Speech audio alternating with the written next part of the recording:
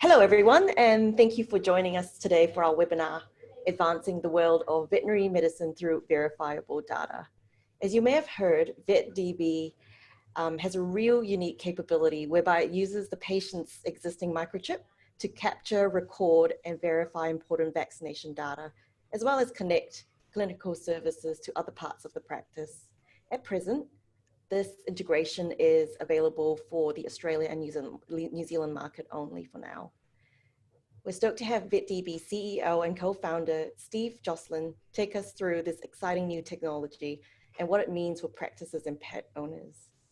Joining us today as well are two veterinarians, always get that word messed up, and practice owners, John and Garnett. Both are dialing in from Perth in Western Australia and are here to share a little bit about their experiences with the ezyVet and VetDB integration so far, and what they see the technology can help them do in the future. Just a little housekeeping before we move on to the agenda. Firstly, if you have any questions at any time during the webinar, please just drop them into the Q&A chat box and we'll get them answered for you when we open the floor up for the audience Q&A toward the end. Secondly, we will be providing a recording of this webinar in the next couple of days as well. So just hop onto the agenda. Steve will walk you through what it really means for animals to never lose medical data and the importance of keeping this up to date and capturing this information to ensure the integrity of the medical records, and a little bit of insight, with COVID now and what it will look like in the near future. And then he'll walk through the VetDB and ezyVet integration, what they do and how you'd benefit from using VetDB. It will be then followed by a customer panel with John and Garnett. And then we'll be ending with the audience Q&A towards the end. So without further ado, I'll pass you on to Steve. Steve, take it away. Thanks, Kim. Thank you very much. And thank you for setting this up. And thank you everyone for joining. I think we have people joining from all around the world, at least Australia and New Zealand, but I saw a few others from at least the US as well. So I hope everyone's keeping safe during these, what's the catchphrase now, challenging, uncertain times. But anyways, right. So I'll probably get stuck right into it. I'm a veterinarian, and there's a few others with us as well that are in the panel, in the audience list there that are part of this team as well. So it's Ross and Anton. We created this company a couple of years ago because we saw a massive problem all linking back to medical data. And particularly the fact that most of it wasn't verifiable or correct or available to the people that need it. So when we talk about verifiable data, it's probably pretty good to start recognizing what sort of stakeholders are involved in the medical record. And that's not just the veterinary hospital itself. If you think about all of the people involved with the medical record, that's also the ER center, the microchip registry, the referral center, the breeders association, the council, I have a massive list here, which I'm going to get my presenter notes up at the same time. Speaker notes. Yeah, so shelters, researchers, owners, kennels, quarantine officials, telemedicine providers, ClinPath laboratories. There is just a mountain of different stakeholders involved with that animal at various stages of the patient's life, even though they spend their entire veterinary presence at your clinic. And I think recognizing all of these stakeholders and what they need to access and how they access it, when we start talking about verifiable, immediately available, clinical, important notes, it is pretty important that this would obviously benefit a lot of different stakeholders. So what happens when that information is not available? Well, in my background in radiology, I was a radiologist, obviously still am a radiologist, but my teleradiology role meant that I was receiving x-rays and MRIs and CT scans from all over the world. And sometimes the x-ray would come for, say, Fluffy the dog. And obviously there was x-rays of a dog, but the history, actually I should have used a different term. It's called Spot. The history provided was from a cat with the same name. And obviously that information is stopping me in my tracks. And so I'm left with saying, I can wait till 6 a.m. London time to get that proper information. Or I could just interpret the images by themselves. And if I did that, I would later find out that the history was correct, but not the images.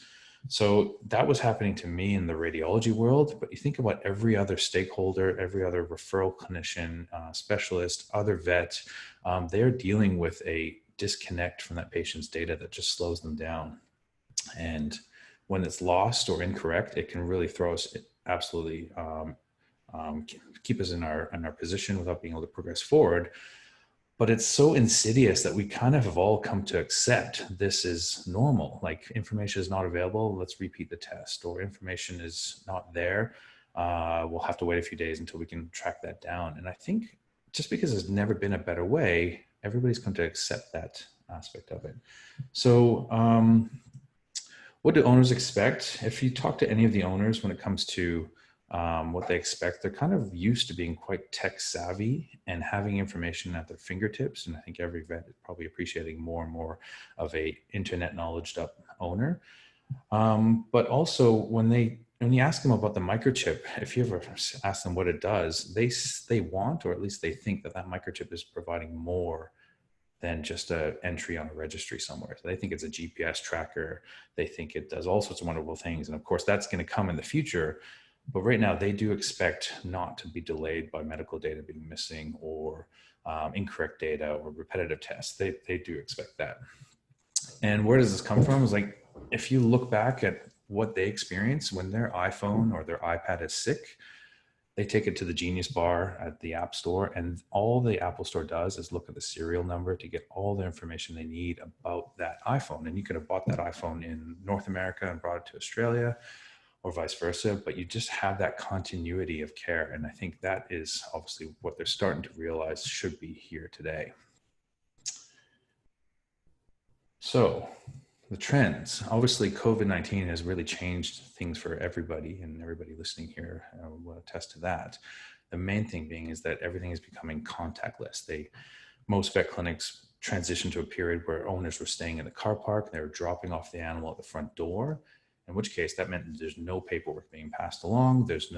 Some consults are being done over the phone, but everything was contactless. So we over here in Perth, we got very busy with a lot of interest coming our way, because we could enable that process of using a microchip and a truly digital transfer of certificates. But then of course, COVID brought telemedicine as well. So now you have consulting, remote consulting, either for your clients or services that are helping you with your clients. And even more so that they are requiring access to, or just of the ability to see relevant, pertinent information right away. And then of course, if you look back at the tech savvy owners, beyond going to the Genius Bar, in WA, or at least in Australia, the Medicare is connecting up their own records with their doctors, with the hospital services, with other health services as well.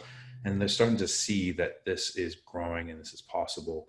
And they just probably are getting not intolerant, or just a little bit surprised when we're not able to deliver the same thing in the veterinary world.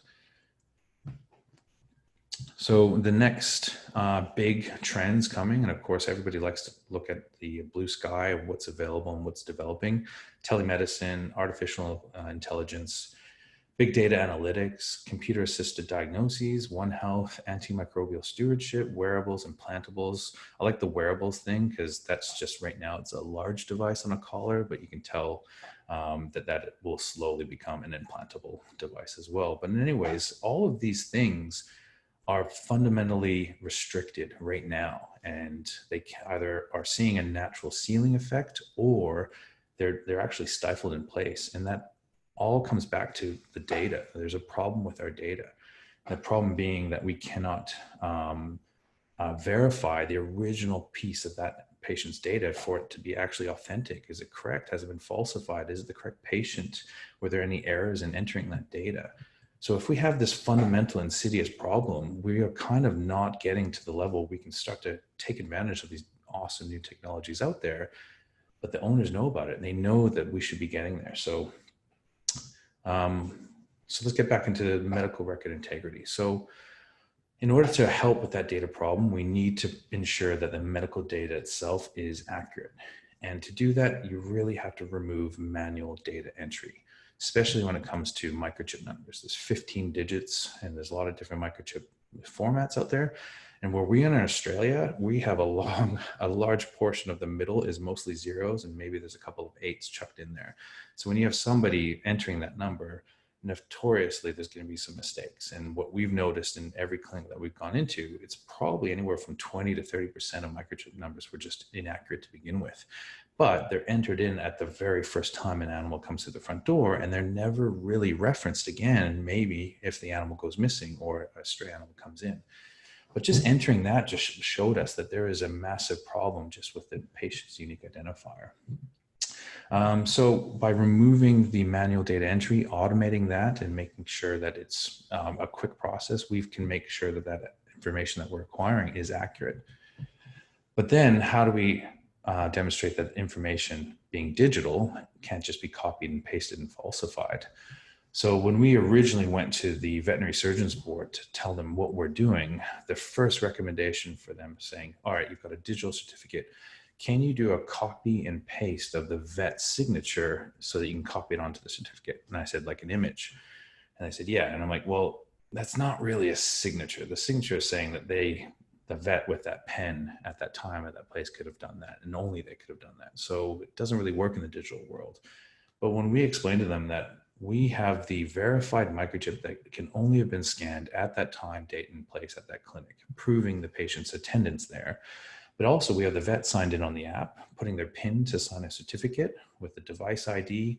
We have the images of the vial. Everything of all of that vaccination event gets tied up, and then a digital signature applied to it. And with that, it is impossible to falsify that. And we can reference that back in time as well. So once we explain that to the Veterinary Surgeons Board, that this is accurate data and it's impossible to falsification, now they were very interested in exploring where these digital certificates go. But how do you ensure that that data is available when needed? So I'm just going to go back to the falsification. The falsification part is quite important, especially if you notice up in that corner of that certificate, that's a rabies vaccine certificate. And we have Hendra virus here in Australia. These are zoonotic diseases that have massive morbidity, mortality rates. We don't deal with rabies in Australia, but you want to know when that animal arrives as a stray, or you're approaching an animal or treating an animal, that it is vaccinated and the information is accurate and it hasn't been falsified. And to date, that's never been possible. And so the system that we've developed, you scan the microchip, will tell you exactly who that animal is and who has vaccinated it before. And that there has biosecurity implications and, import export. So like just having the ability to trust something digital is just changing it from a biosecurity standpoint, but then also speeding up your internal workflows as well. So how do we prove or ensure data is available to who needs it? Obviously, at 2 in the morning, a emergency center or specialist center doesn't have any access to that information unless they might be in the same computer network. But most of the time, if I speak to my emergency vet friends, they have zero knowledge about that animal, and they're dealing with probably a upset or panicking owner. And I remember seeing this in a hospital in Sydney. The owners were from recently arrived from an Asian destination, so their English wasn't great, but they were absolutely panicking and incoherent because their dog was essentially sick and dying on the floor. And they were told to fill out a clipboard first of information about them and the animal before they could really attend to it. I don't think it was sick enough that they brushed it off, but just we're filling out a clipboard for information that we probably already know. And if we use that microchip effectively, we could probably streamline that entire process. So, but making sure it's available, that is really, we can see who's authorized to see that. Are they a vet? Are they at this clinic? And if they're proving that they're attending that animal by scanning the microchip, they should get access to that information, particularly the vaccination certificates that we're going to talk about in a second.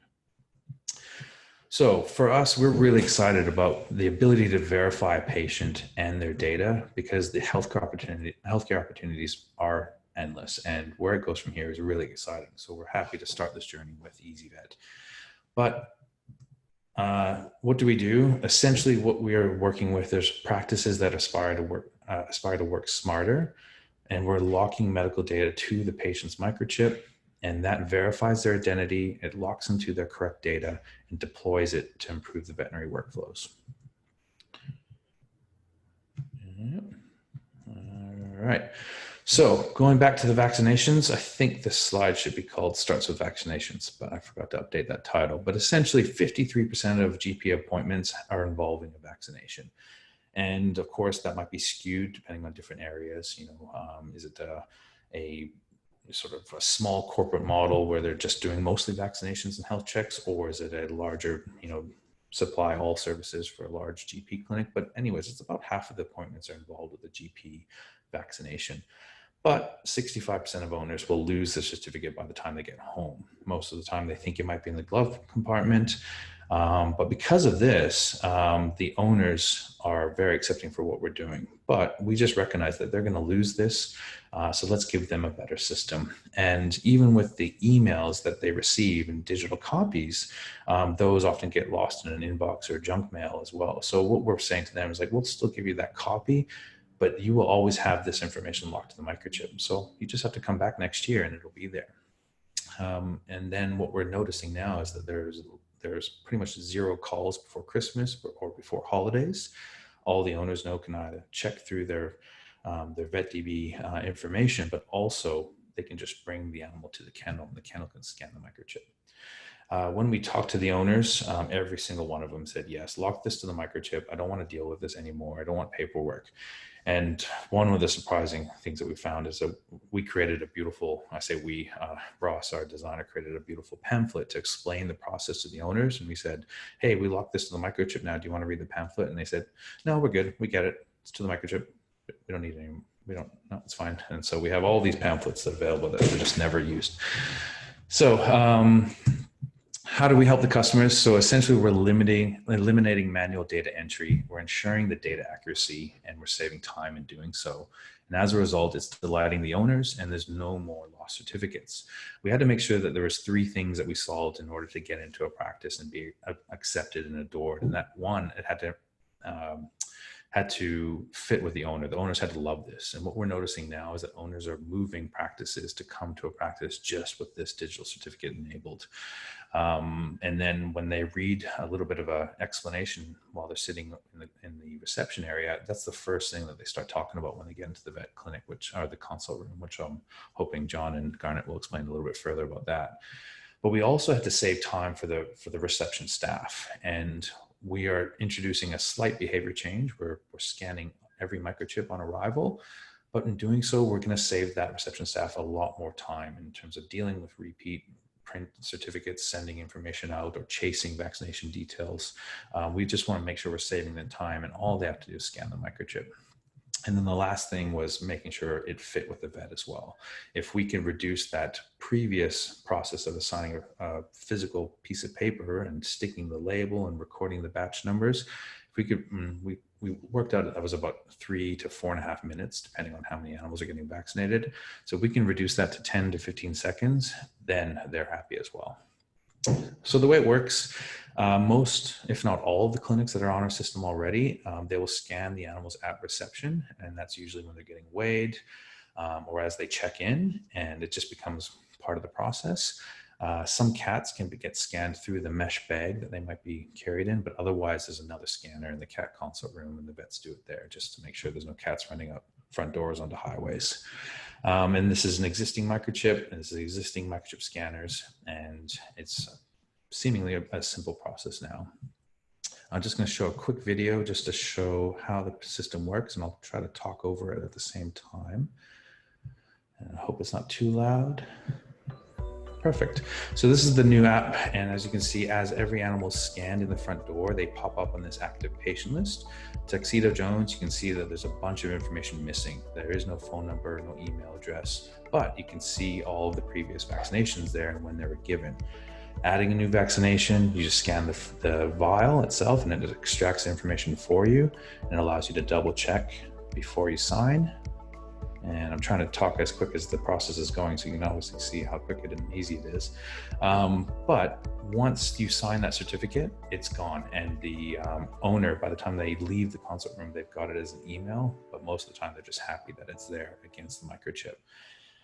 So to slow that process down, scanning the microchip on arrival puts the animal in this active patient list. And you can see that some of them are flagged with some information that's missing.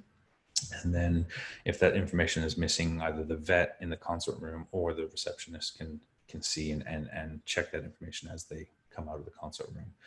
All the vaccination status is there. It's separated by the pathogen, so you know when each pathogen is due. And obviously the core vaccines for Australia and New Zealand are the distemper, hepatitis, parvo. But as we expand it to other countries, we'll have to rejig the core vaccines to what is endemic in those regions.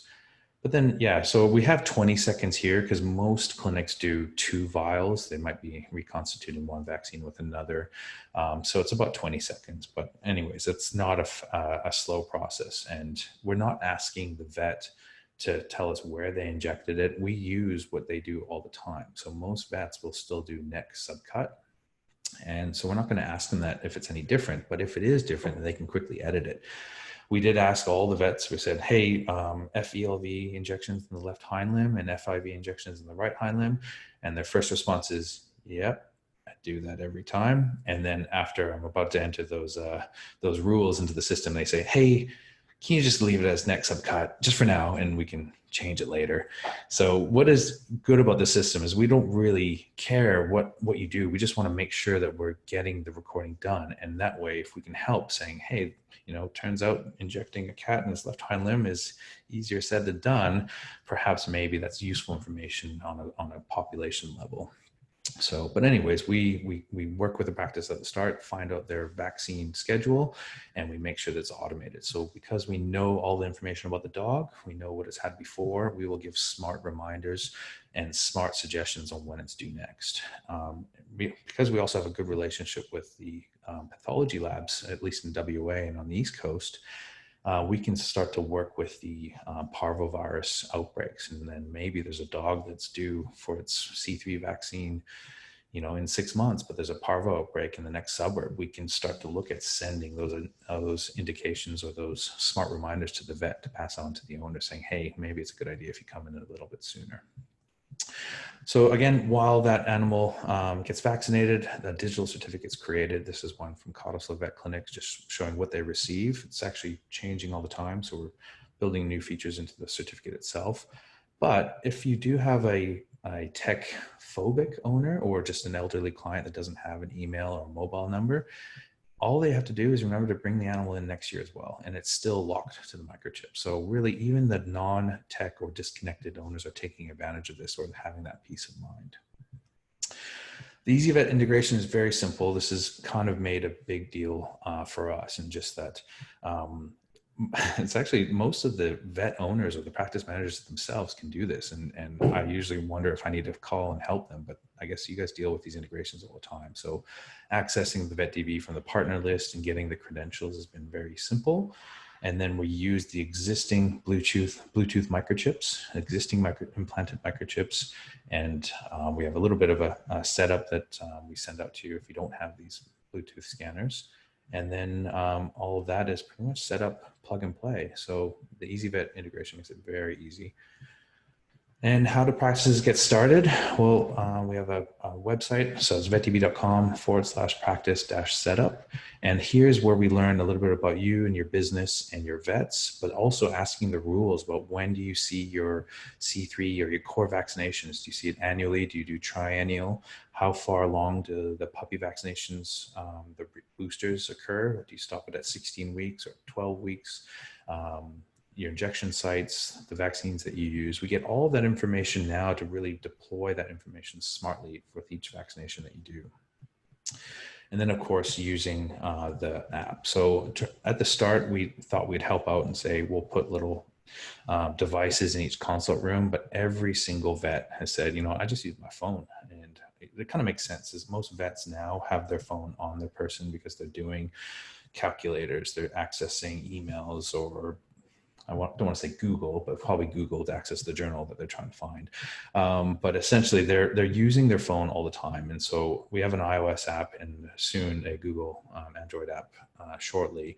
But essentially that's what the vets are bringing out and showing the owners how they're doing these digital certificates. So we thought there would be some apprehension there, but I think it's turned into a bit of excitement that, yeah, I do this digital certificate by scanning it. So there's no paperwork and I just use my phone, and it makes sense for the owners and it makes sense for the vets.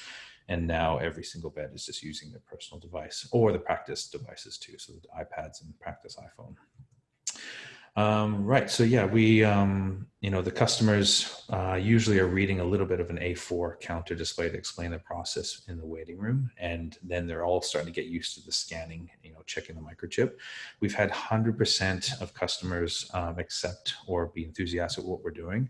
And I say 100%, it's probably 99.99%, because there's one customer that said, I like this, but the email, I was like, I don't want the practice having the email. And we said, listen, like this works because the practice is now able to communicate with you better.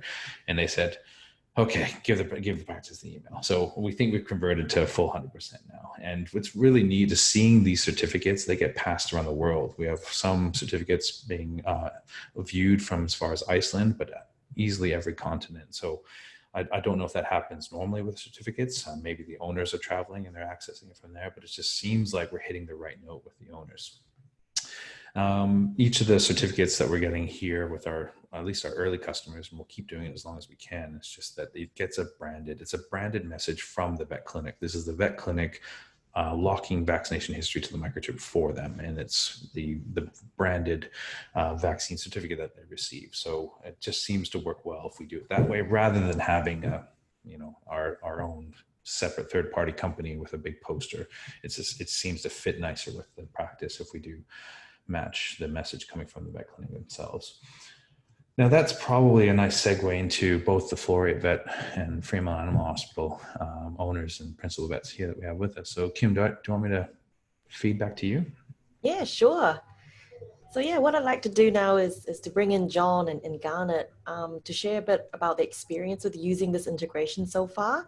I gather you've been using it for a couple of months.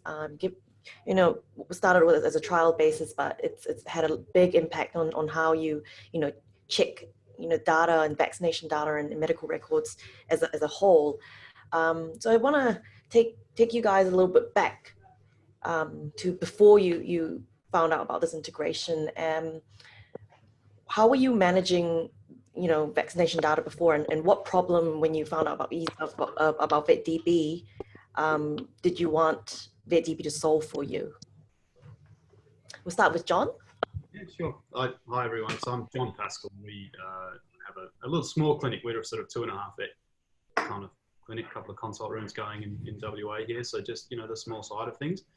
I took the clinic on about 2 years ago, and we've sort of undergone the process of updating a database that was an existing vet clinic, and now growing into something we want it to be.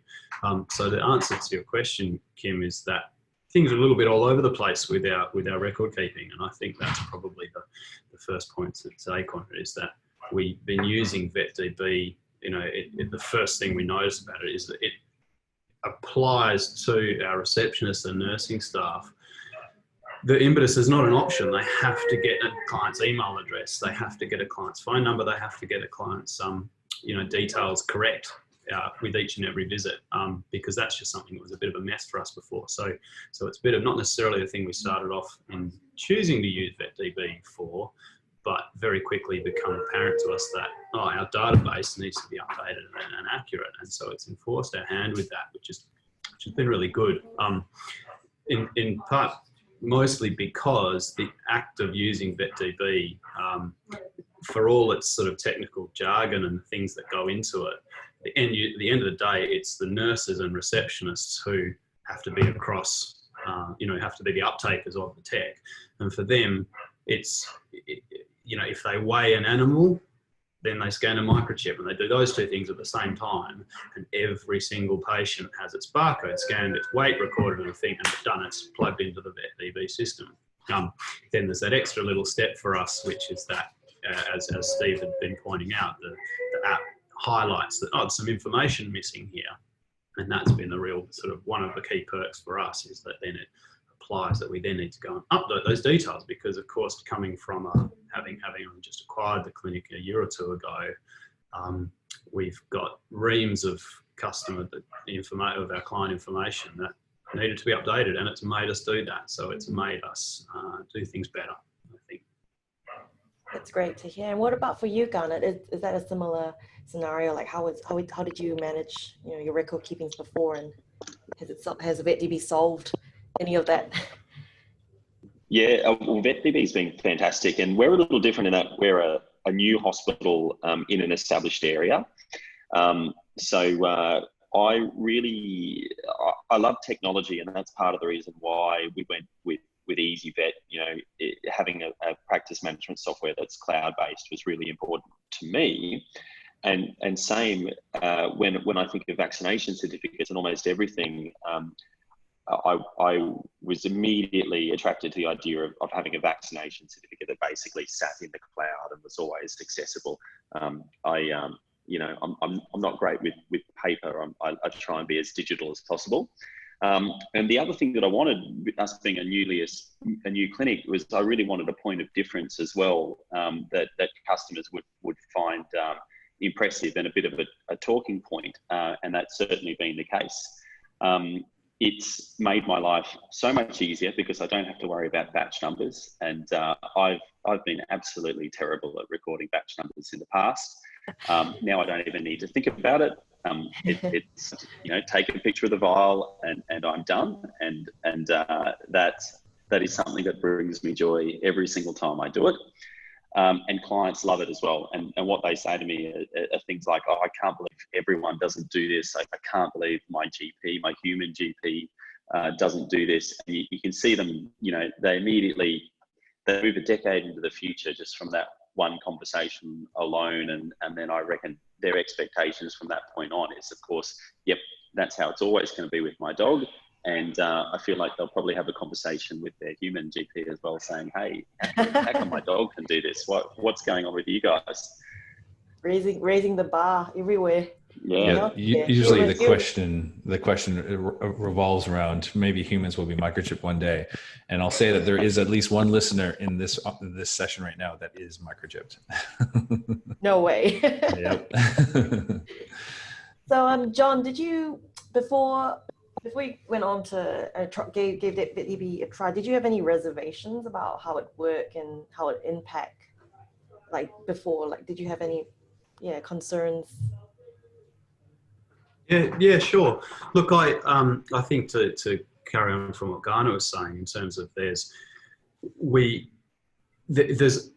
a lot of tech behind this, and I think there's a lot of the conversation that I first had with Steve was one about what was Bitcoin, what's the Bitcoin blockchain technology, and I guess the sort of fundamentals of how it works and the security that applies to the microchip make it seem very esoteric and make it seem a bit sort of, is this the right thing?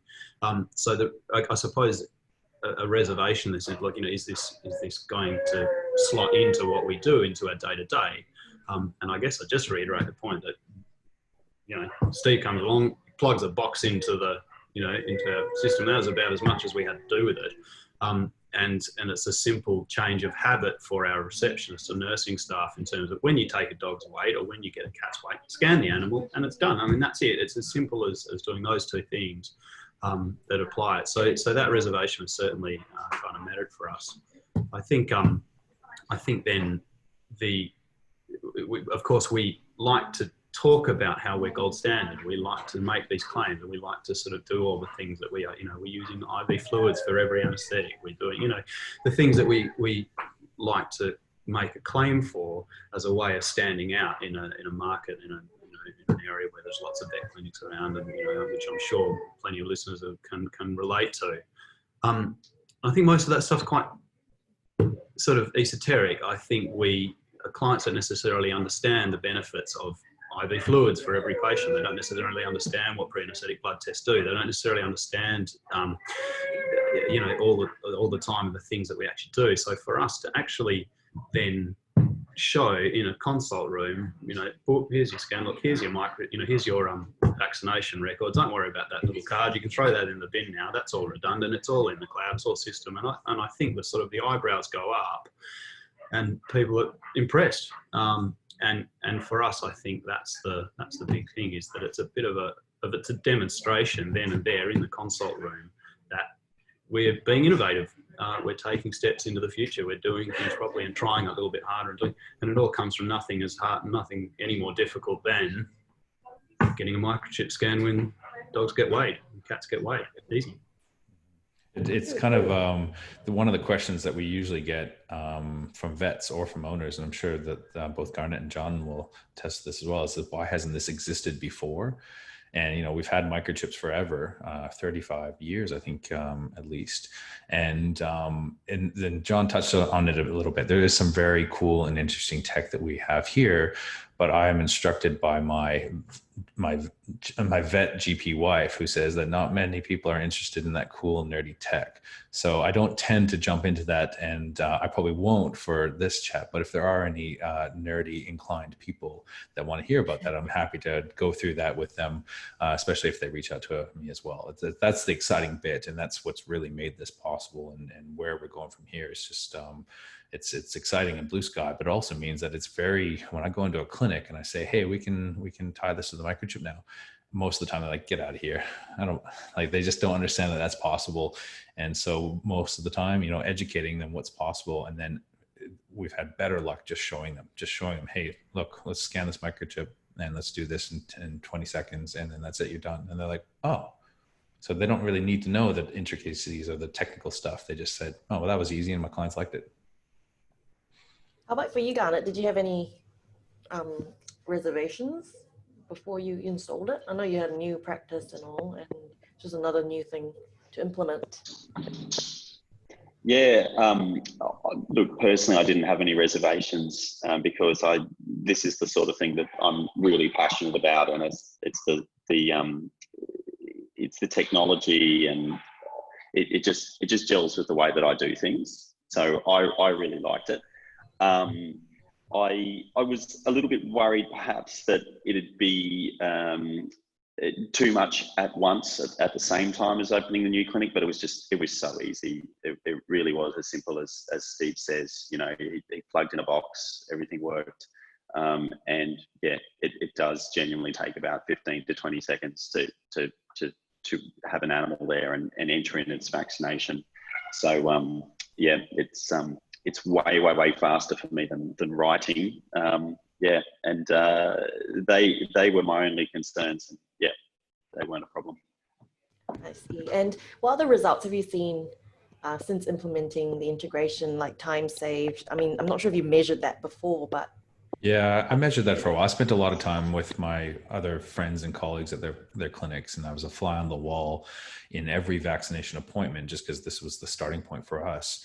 And we measured about 4.5 minutes for the vaccination detail recording. So the batch numbers, stickers, signatures, printing, even if it was emailed, there was still an aspect of that. And then for multiple animals in that consult room, it meant the same thing. And it was just like 4.5 minutes of a 15-minute consult, or maybe it's a 20-minute consult. It's still a big chunk. And then it's almost as if the owners walk out the front door and just go, see ya, and they throw their certificate away and they never find it again. So that was one thing. But also learning from John and Garnett and then a few of our other colleagues and friends is that even what it is now has been helpful for them to say, if it just did that would make my life just slightly better. So we learned a lot from these guys as well in helping us shape this. And that's why I think now that we're going off to the broader ezyVet practices, it's ready to go. It's plug and play, and it's pretty intuitive. And yeah, so that's helped us with our success. And John, you mentioned a little bit about the nurses and the receptionists are using it. So my other question is, how has it impacted them and benefited them? Pretty short answer, not at all. There's a again, we've got 3 or 4 scanners in our consult room. We keep one on a hook next to our scales. We keep another one in each consult room so that, when our canine patients are weighed, they get scanned by the nurse or receptionist. When cats are weighed sort of in consult room, they get scanned. That's it. So if I suppose the only part of extra little work I've asked the receptionists and nurses to do is in the prompt that VetDB then provides us to update the client details, which for us has been such a challenge over the last 12 or 24 months to get all that database correct, to be sending vaccination reminders, car trophy, you name it. So it's made us keep up on top. So yeah, sure, the nurses are probably bloody VetDB, but that's because it gives me the prompt to drive that and make our clinic kind of keep better. Yeah, so it's a good thing. And what about for your team, Garnett? Our nurses are generally all quite young, and they've pretty much got their phones attached to them anyway. So it's very, very natural for them. They haven't found it challenging at all. Yeah, it's become like an expectation, I guess, for the younger. Yeah. What we can see from VetDB side is that it's become a bit of a gamification, especially for Garnett's nurses. They're trying to scan everything with 4 legs. And it's just kind of neat because I'll pop in there and Garnett will say, "Who's winning today?" And I'm like, "Oh, Floriet's 1 up on you, or Grantham Street's got 4 on you guys." And then Garnett goes for a quick run with his scanner. That's hilarious. A good way to get everyone using and changing that behavior.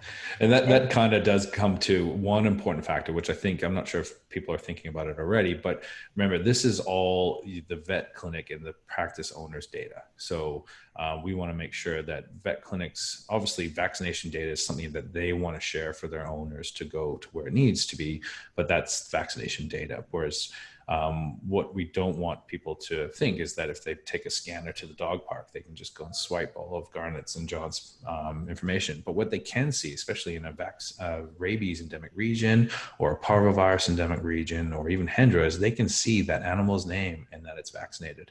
And so they can feel, confident that they're dealing with an animal that they have no idea about, that it has the right information, or at least the vet can do what they can. So what we wanted to make sure is that being vets and a team of vets and married to vets and good friend colleagues that are all vets, is that we're still respecting what the vets hold sacrosanct, and that's the intellectual property that they've built up for a long time with their own clinical records and that. So we're just giving that a lot more potential. Brings me to my last question for John and Garnett. If someone was unsure about giving this integration a go, what would you say to them? John? I think for us, the fly in the ointment, or at least the proof is in the pudding, in that I've given clients the option in the sort of 4 or 5 months that we've been using VetDB. We just give clients the choice. Oh, look, here's they take out their little vaccination card with all their mess of stickers, and I say to them, look, here's the sticker. I can put it on, I can sign it for you, but it's all in the cloud now. It's that's redundant, and almost invariably the response to that from the client is a bit of a sigh of relief, and oh, thank goodness I don't have to worry about this thing anymore, and they throw it in the bin. And I think that right there is the moment that justifies its use, in all senses. The client experience is a positive one, and that's what we're going for. So it's good.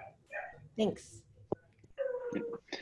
And I would say, as vets, sometimes it's helpful to imagine a similar scenario in a different industry. And I took my car for a service this morning, and I thought to myself, geez, wouldn't it be great if I had the entire service history on an app on my phone in the cloud? I didn't have to hunt around in the glove box to find, the service history book. And I've had previous cars where you lost them. And when you think of that scenario, I go straight away, wow, that's the future. If I had that app for my car, it would be brilliant. I'd never change back to the old way of doing things. And I think the same is true in the veterinary world. This is the new way of doing things. People who get used to this system would find it very difficult to go backwards again, because it is so easy, it is so simple, and it is clearly an improvement on the current pen paper sticker system that we've got. Awesome, awesome.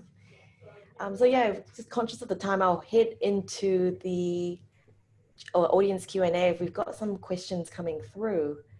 But yeah, thank you so much, John and Garnett, for that. That was amazing. We have a question from Keith about the national databases.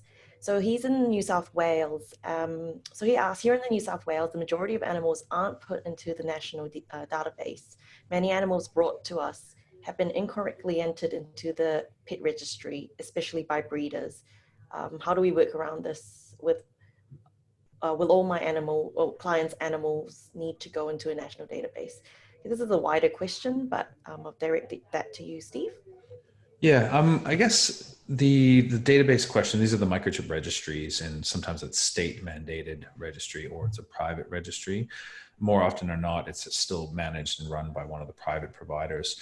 I guess what we're doing here is that we're creating a new system that is augmenting and adding to the practice management software or the registry. So instead of it being a long drawn out process where you have to have another party verify patient details and owner details, that's already done at the vet with their consult room with the scanned microchip. So as we grow, we want to basically make that benefit clear. This is going to make it easier, for ezyVet to access pertinent information for that animal when it comes from, a shelter, or if it's being passed on to the registry. So by handling the data correctly to begin with, those opportunities are now presenting, and it's just exciting to see the people that are now interested in what we're doing, because it does solve a data problem that they've either not been aware of or been aware of, but just thought it could never be solved. So yeah, that's going to take time. We're always speaking to groups about how we can implement this and help them. But it's luckily, this is really seen as something that's never existed and additive to everyone's process. And because we are Perth-based, it's probably going to be starting across here. But the New South Wales registry I've heard lots about, and it's a bit of an enigma. It might be because it's government run, but I think we can start to employ this data properly. And it's just, what we've found is very beneficial is having the support of the vet clinic saying, I want this, and going to the council and going to, another service provider. That's what opens doors and gets people to, listen. Whereas if I come out as VetDB, startup out of Perth, we want to do this, New South Wales registry is like, I don't even, what are we talking about here? So going back to Keith, as you're using the system and you're seeing the potential and the light bulbs are going off, using you as a springboard to get to the key individuals at places like the New South Wales state government is going to be absolutely important for us and help this thing grow faster.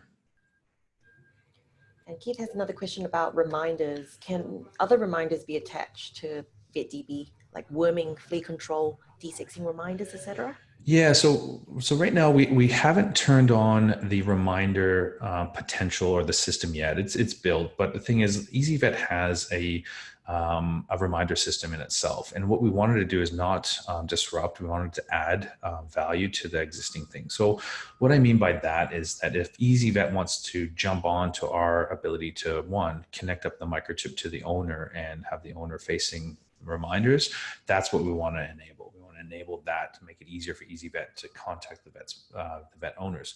But going one step further is the reminders can be smart, and we can say, well, we'll create that reminder for you, that due date. So, everybody has their rules in their head already, but you might be fine tuning a patient's details because it's 15 weeks. 15 weeks is probably covered from the maternal antibodies. And some of you might say, hey, don't come back in 3 weeks, come back in 6 months. 6 months is probably the time to see you again. Again, this is up to the vet at the time But when they pre-program these rules, we can start making smart reminders. And because we are now, working with a local lab that's doing the IFA serology. So it's one thing that we haven't talked about. A lot of people are doing blood tests for distemper and parvo.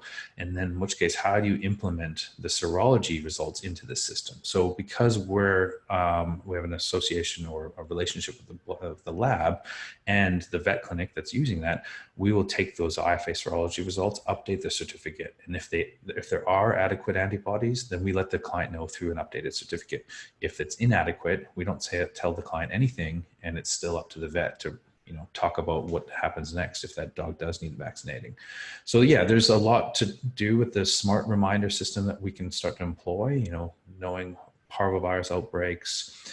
It goes even further, but we've got the batch information. We know exactly which animal might be affected by a batch recall. And so we can fine tune that. So yeah, it does go further. It's just having the discussion, working with ezyVet to see how effective and what we can roll out to make this process even smarter and valuable for the vets and the owners. I have a question about the Android app itself. It looks like it's only available on Apple.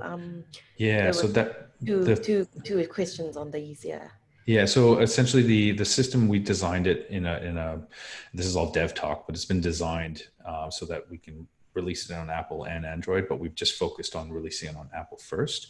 So we effectively just need to turn on the Android function and start testing it. And I would say I'd love to see that in a couple of weeks. And I know the developer who's listening in right now is probably screaming at the screen, but it's just, we want to make sure that, looking back, most vets and nurses are using Apple in Australia, and that'll obviously change. Maybe it's the same in New Zealand, but that's why we went with that decision. And then because of some, there's one vet in Cottesloe that's got an Android, and so he has an Apple Touch, a practice supplied Apple iPod Touch. But the Android version is coming out soon. I hope very soon.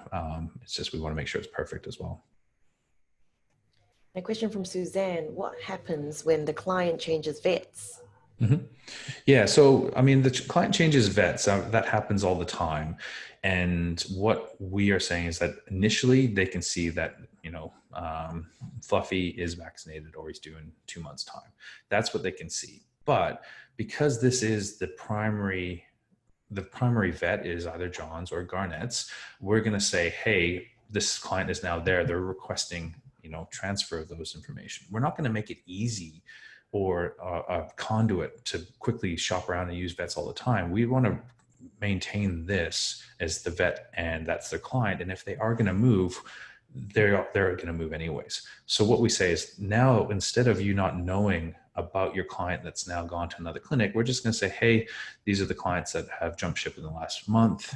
They've transferred their record. These are, obviously you can look back, maybe there was a time of a locum was visiting for a week and all of a sudden you had 16 clients headed to the competitor down in the next town. But we just want to give a little bit more transparency to that process, but still respect that this is, the vet's clinical notes, but the owner has access to the vaccination history. So.